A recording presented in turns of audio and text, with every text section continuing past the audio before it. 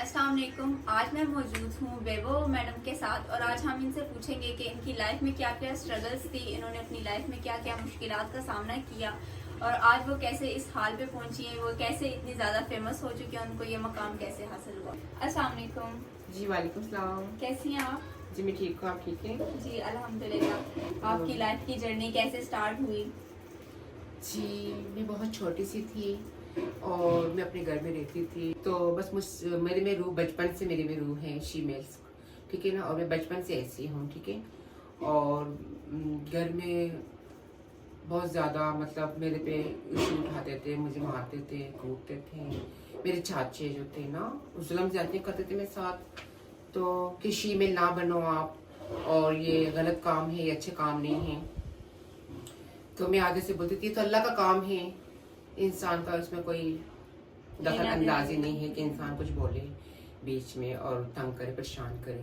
तो घर में लड़कियों की तरह उठना बैठना घूमना फिरना, तो बचपन से मेरी रूह ऐसी थी, तो बहुत ज़्यादा परेशान करते। तो फिर मैं घर से बाहर चली गई थी।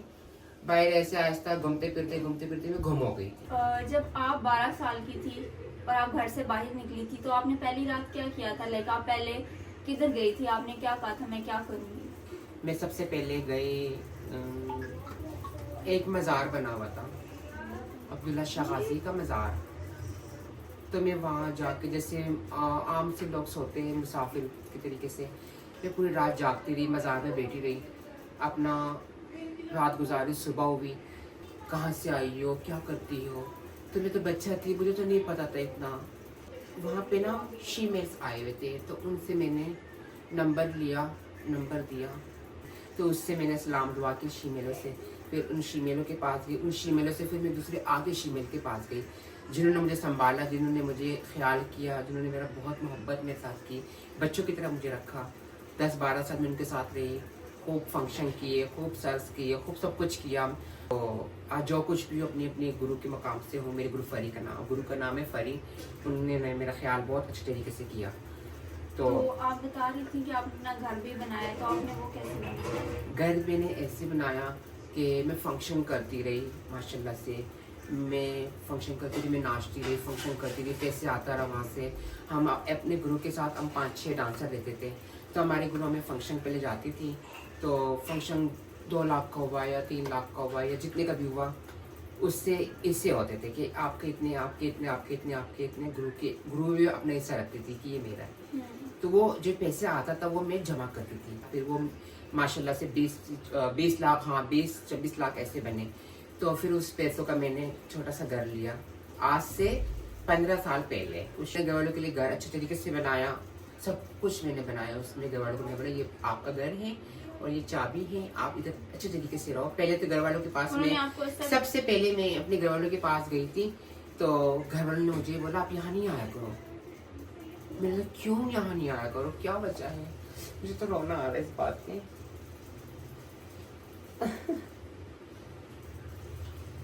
Thank you.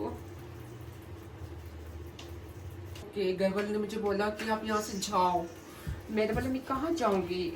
रात तो मैं गई थी ना, तकरीबन 12-1 बजे का टाइम था। मैं ना अब तो मैं प्रॉपर शीमेल हूँ, तो मैं घर पे जाऊँगी। तो मैंने अच्छे तरीके से अपने आप को ढका और मैं आधी रात को अपने घर पे गई। जब मैं अपने घर पे गई तो मेरे घर ने बोला नहीं आया करो यहाँ पर। मैं क्यों नहीं आया करूँ, मैं तो आऊँगी, मेरा तो घर है, मैं यहाँ नहीं आऊँगी तो कहाँ जाऊँगी? फिर आप प्रॉपर शीमेल्स बन चुकी हो, आप यहाँ आओगे, हमारे खानदान वाली बातें बनाएंगे, आप यहाँ ना आया करो।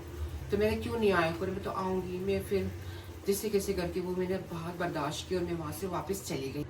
मैं शीमेल हूँ तो क्या हुआ, हूँ तो इनका बच्चा ना मैं। तो मैं फिर वहाँ से चली गई थी। तो मैंने फिर वो उनको घर बना के दिया थे अच्छे तरीके से, उनको चाबियाँ पकड़ाई कि ये लो चाबी, मैंने घर बनाया, गले लगाया, मुझे खुशी हुई। चलो यार मैंने उनको घर बना के दिया, मैंने उनको उनके दिल की ख्वाहिश पूरी करके दी। किसी की वजह से भी मुझे गले तो लगाया ना। मेरी उसी दिन से मेरी अपनी लाइफ को मैं अच्छे तरीके से एंजॉय करती रही। मैंने अपनी लाइफ को अच्छे तरीके से महसूस किया कि अब मेरी लाइफ अच्छी गुजर रही है। हाथ मुँह नहीं लगाते, मुझे लोग बुलाते नहीं है, मुझे ऐसे फील होता था। लेकिन अब मुझे ऐसे फील होता है कि वाकई वो मेरे घर वाले और अब मुझसे बहुत ज़्यादा प्यार करते हैं। जो मेरे बहन भाई है उनसे ज़्यादा मुझसे प्यार करते हैं। इसके अलावा आप मुझे बताएंगी कि मैंने आपके हैंड पे ये कट्स देखे थे, इसके बिहाइंड क्या स्टोरी है? स्टोरी है, मैं आपको नहीं बता सकती। मैंने इसलिए कट मारे थे कि वो मुझसे ना रोज मिलता था, मैं उनका बहुत ख्याल रखती थी, वो भी मेरा बहुत ख्याल रखते थे। मैं सच्चा प्यार बना। जब घर से निकली थी तो मैं अपने गुरु के पास रहती थी, तो जब मुझे अच्छा नहीं लगता था तो फिर मैं अपने दोस्त के पास जाती थी। वो मेरा अच्छा दोस्त था बहुत ज़्यादा। तो मैंने कम से कम उनके साथ मेरी लाइफ ज़िंदगी गुजरी, तकरीबन 17-18 साल से मैंने उनके साथ ज़िंदगी अब तक गुजारी है। वो बहुत अच्छे इंसान है, बहुत। मैं उनके घर पे भी अब जाती आती हूँ। पहले तो मुझे नहीं अपनाते थे वो लोग भी, तो अब मुझे वो लोग भी अपनाते हैं, बगैर किसी लालच के, बगैर किसी मकसद के। बहुत ख्याल रखते थे। मेरे दोस्त भी जब मुझसे नहीं मिलता था ना, तो जब मैंने ये कट मारे थे, इसलिए मैं इतना रोई हूँ गाइस, बहुत ज़्यादा। चले, हर मुश्किल के बाद आसानी आती है, जैसे आपकी क्योंकि लाइफ में मैंने अपनी मुश्किल लाइफ में बहुत ज़्यादा स्ट्रगल किया है, बहुत ज़्यादा, बहुत। मैं यहाँ वहाँ आगे पीछे बहुत घूमी फिरी हूँ। फंक्शन पे जाती थी, कोई यहाँ से पकड़ रहा है, कोई यहाँ से पकड़ रहा है, कोई यहाँ से, पता नहीं कहाँ से। बहुत मैं आगे नहीं बता सकती हूँ कि। ओके गाइस, बस ये मेरी स्टोरी थी, और लाइक करें इसको। हाँ, ये बहुत ही इंटरेस्टिंग स्टोरी थी इनकी लाइफ की। तो आई होप कि आपको इनकी लाइफ से कुछ सबक हासिल हुआ होगा कि ज़िंदगी में हमेशा मेहनत करनी चाहिए, मेहनत के बाद ही आपको उसका फल मिलता है, और हर मुश्किल के बाद आसानी है। तो ये बहुत ही इनकी इंटरेस्टिंग स्टोरी थी। If you guys think that we should promote Bebo madam and their channel, so must subscribe their channel, thumbs up and comment whatever you like. Okay, thank you so much. Allah Hafiz.